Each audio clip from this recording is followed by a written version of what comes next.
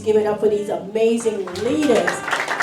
They are amazing, and they are invested in our youth and our children. And People First, we are here to continue to connect our families to these programming that represent us in our communities.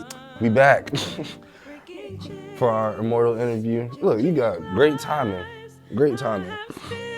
But okay, so all the same things are gonna apply to our conversations. I'm just a little bit younger. I went to a different school. I'm from Tidewater Park, and I don't really know how to explain it, but it's not like the best neighborhood to grow up in. I had a lot of fun there though, so that's a good thing, but it's just not the best environment for a growing kid to grow up in. Well, I've only been here for 1 year. This is my first year here. Mm-hmm. It's kind of hard to talk to people whenever you don't know anyone. Really have anyone to talk to, but it hasn't been too bad. Just helping people not feel left out. That's definitely important.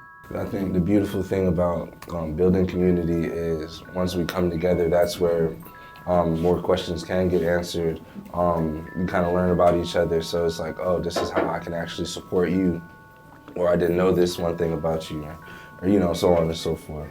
So just applaud to you for just being in a new space and making it work for you.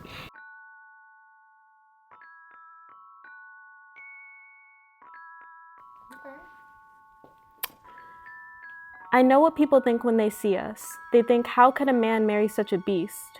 But if you saw her through my eyes, you would see that her love is a treat. When we walk, people call her names. They call her a monster, a freak, and aggressive. But if you could see her through my eyes, you would see that her jokes are impressive. Well, I'm from Virginia. I was born in Alexandria, and then we moved down to Virginia Beach. But I kind of lived in Virginia Beach and DC because that's where my family's from, and we kept going back and forth. It was kind of nice. I'm not really sure where in DC. I was a kid. I didn't ask any questions. But yeah, that's just where I'm from. Yeah, I really want to know about where you're from and what brought you to Virginia Beach. Well, I'm from a town in southern Spain called Almeria. It's not a small town, but nobody really knows it. Nobody really goes there. But it was a nice place. And I miss my country. I will not go there for 3 years. So yeah, it's tough not to see my friends, my family. But it's nice in here. And I don't speak English perfectly. You might be realizing right now. But I'm lucky because not everybody who comes here can speak English and communicate with others. I have the luck that my parents could afford English academies back in my country, so I can learn the language and make friends and get to know people here.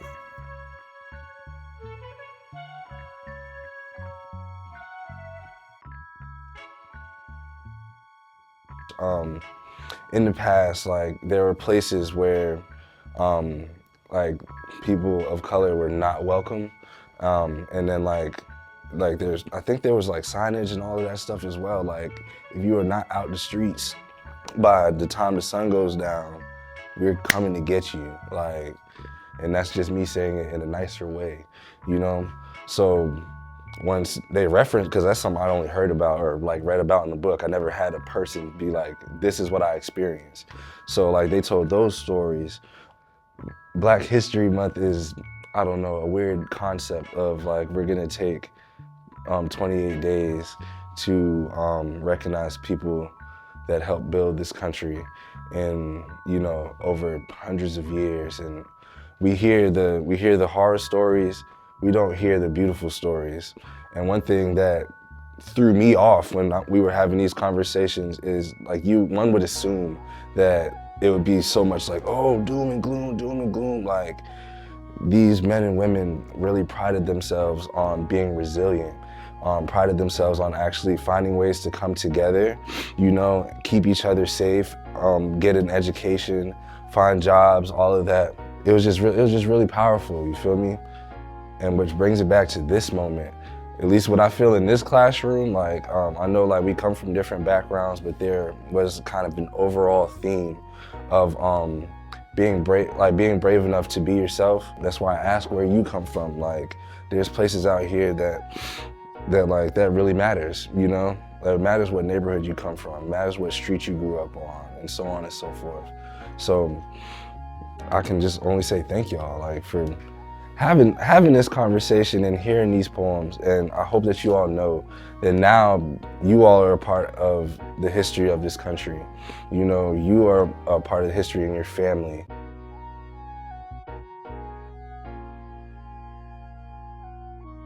You can say that I'm crazy and grown, but don't you dare say she shouldn't be shown.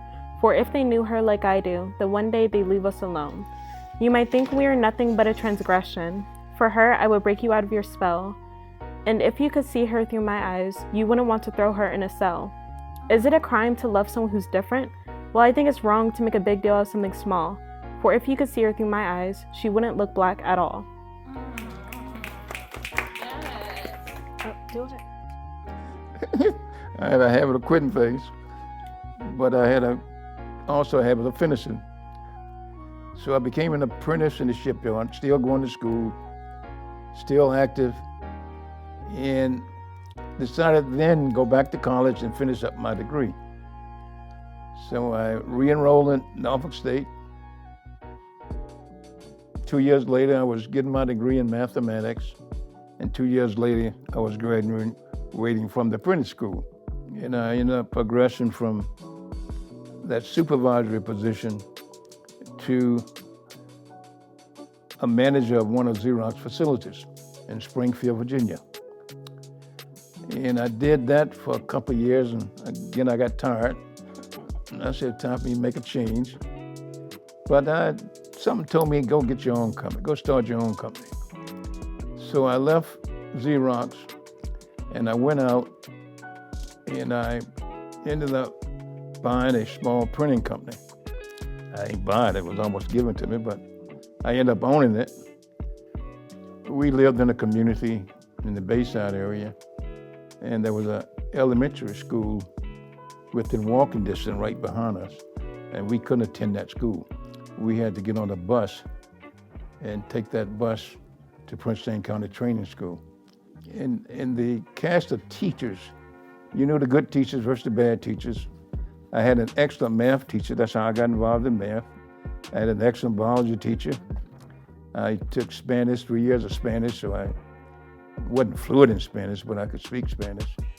And so it was a great experience. But there was nothing you could do but get prepared. And in my mind, mentally, I had to get educated. I was in a neighborhood that was full of poverty and drugs and everything else. And I said, now, how do I get away from this? And I've been offered many sticks of drugs in these 80-some years, and to this day, Shirley hadn't touched it. But in my mindset, that wasn't my lifestyle. That wasn't what I wanted out of life.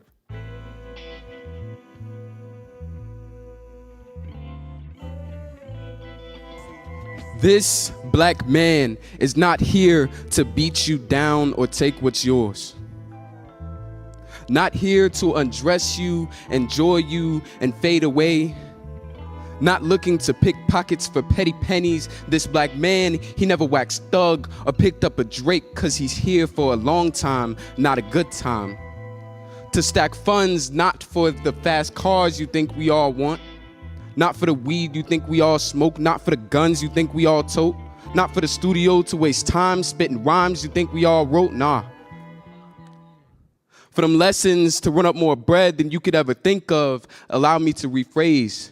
To enroll in college classes, to earn more capital than your mind could imagine. For my first home that I'll give to my children, and for them to give to theirs, for funds to hand down to my heirs, this black man will be fighting not with his fists, but with his mind. Fire will be fought with fire, and this black man with the soul of a dragon will spit flames from his tongue, set fire to parchment through ink and wordplay. This black man is building into what can only be described as the epitome of success. I didn't mind coming at 93 to share and to say hello to you. Thank you, and I think she's indicated my name My name is Velma Mills Haynes. I was the youngest student attending Princess Anne County Training School at the age of, I think I was 13. Only 47 students.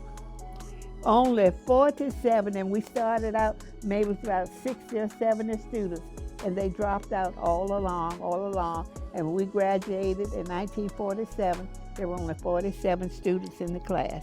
Following high school, I told my parents I wanted to be a typewriter. They didn't know what I was talking about. I went to Norfolk State, and I signed up to be a secretarial science program. It was a 2-year program. And so then my parents went and purchased me a typewriter, and I could learn how to type. And then I took all the business classes for a secretarial science degree. And of course, you know, I was anxious to get a job. I left them. They told me to, when it was over, my term was over there, I went over to the Norfolk Journal and Guide. Some of you, the older ones, know about it, but it's a black newspaper. I went over there. It was a big publishing company at that time, and I did get a job working for the circulation department, and I worked with them for many years. Called Virginia Beach School System, trying to get a job, but I only had 2 years of college. Oh no, they wasn't gonna hire you for 2 years of college there.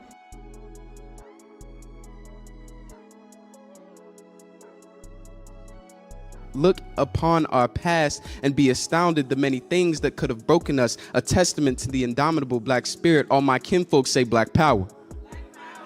All my kinfolk say black power. A phrase to raise the chest and chins of the melanated diaspora. This black man, he got his own. Born after FUBU, but this black man, he writes for us so they don't pass by us. It's essential. Not in touch with the motherland, but this black man, he knows the womb he came from. This black man knows his roots, they just aren't reconnected yet. What was best or worst part about attending the school? I didn't realize that things were bad when I went to this wooden schoolhouse on the property of Union Kempsville Baptist Church in Princess Anne County, which is now Virginia Beach. Prior to that, we did not have a high school. Only went as far as 7th grade. So therefore, my grandmother, who was born, I said, at 97.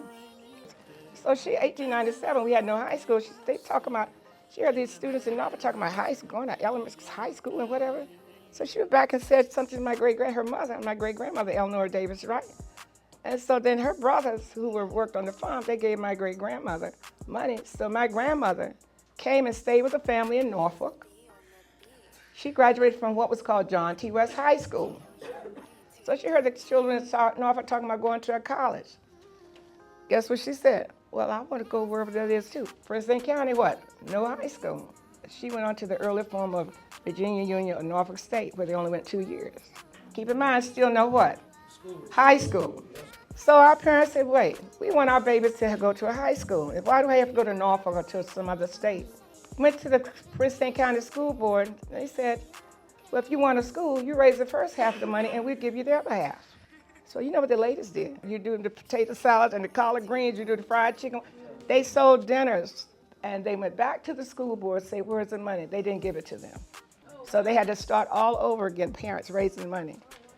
So they finally bought the property, which is now North Wichita Road, where Renaissance is. The parents had a contract to come in and build the school, and only one book in there was a dictionary.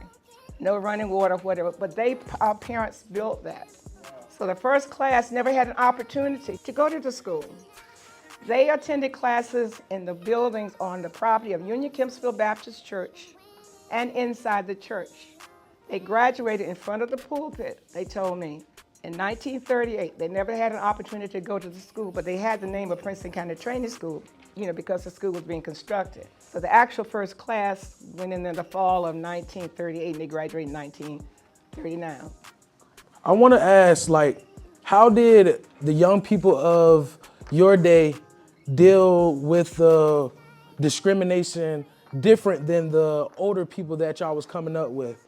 So, what was the narrative between the younger generation at that time and the older generation dealing with the discrimination? How was it? They had those quiet meetings in the church when they were planning our school. acted as if they were having a church meeting because the Nat Turner Rebellion had took place. So therefore, if they came in, they were what? Choir started singing, they started praying. And so that's how they dealt with it, and they instilled in us that you are going to go further than we did. Because we only went as far as what? 5th grade, 7th grade. And we're going to make sure we expose you to all that's positive. I was in Prince St. County, but they had me at the Grace Episcopal for the NAACP Youth Council meetings, where we had a chance to talk about what was going on, learn about it, and they taught us how we can protect ourselves. You don't go out if someone mistreats you and you start a fight. My father said it takes more courage to what? To walk away. That's what they instilled in us, and they made sure we were exposed to things which will help us to what? To grow. That's when we were growing up, during the time that things were segregated. So we sat at the back of the bus, went to Woolworth and couldn't sit at the counter. And then we looked, well, why are they sitting over there? How could she explain it to me? And I'm 5, 6, and 7 years old, and we ate it. We had to go off to the side to eat. And I remember to go use the bathroom, we had to put what? A dime in the slot in order to go use the bathroom. Colored bathroom. I experienced all of that.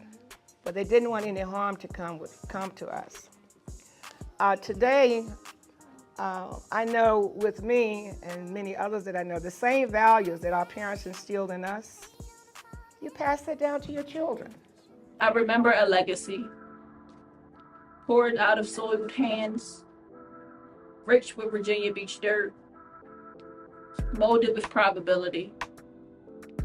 We found our village within these Princess Anne County walls, stripped of chaos and painted with love. Wooden blocks with holes in them transformed into visions to build a home from. Where there was seed, we planted foundations, strong enough to build careers on. Once a lot full of gravel, now a constant community. Lathered in hope and probability, these tiny classrooms became our sanctuary. Opportunities paid for, they were never free. I remember a legacy.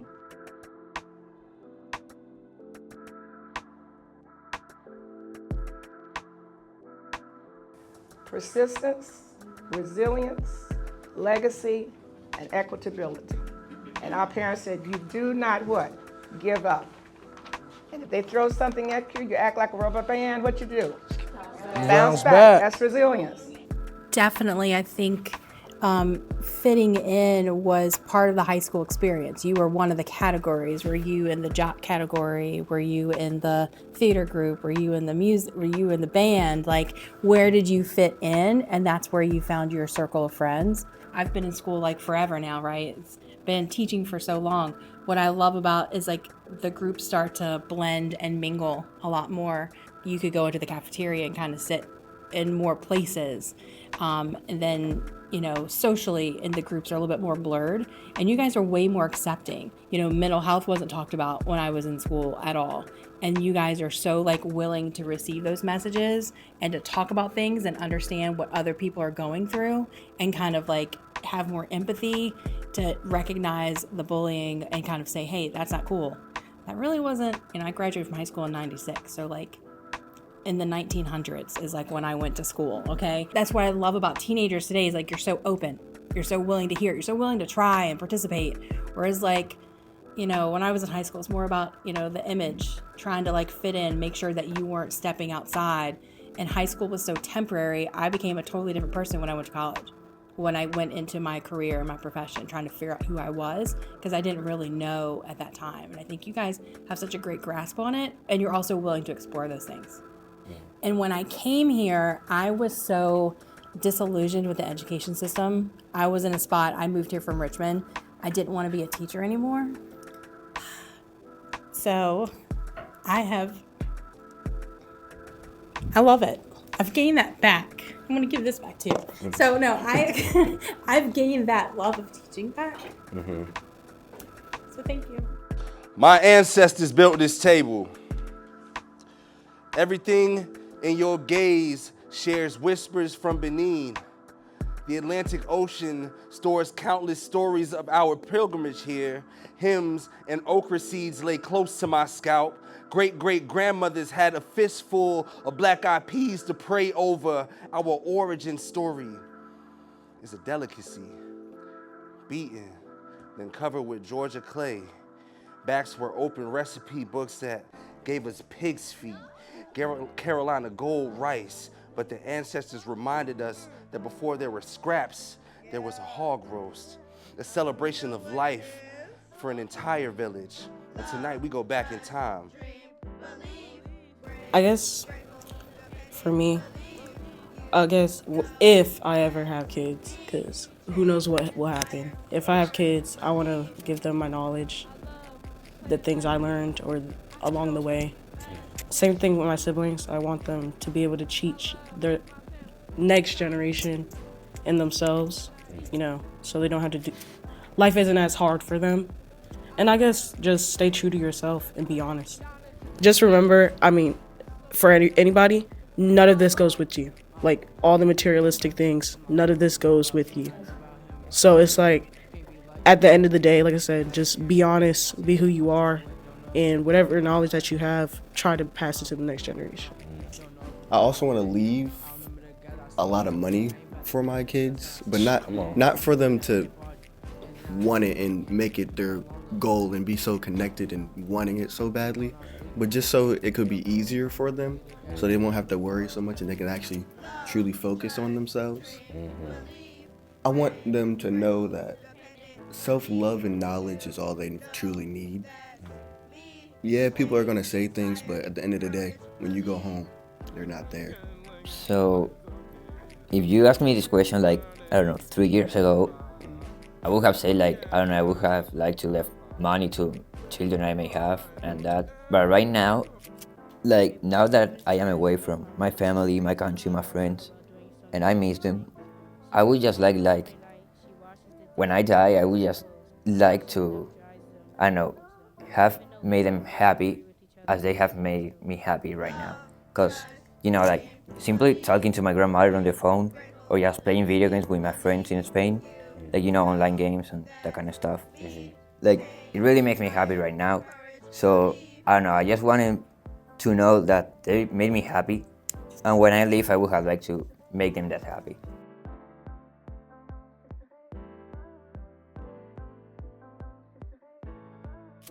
And I wanted to name those names because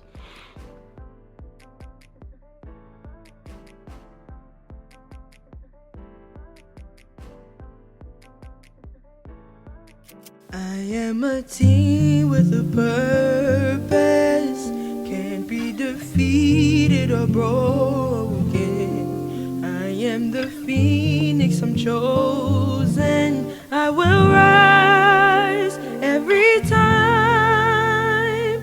I've got big dreams, I am focused. I am a force and they know this. Creating a movement with my voice, breaking chains.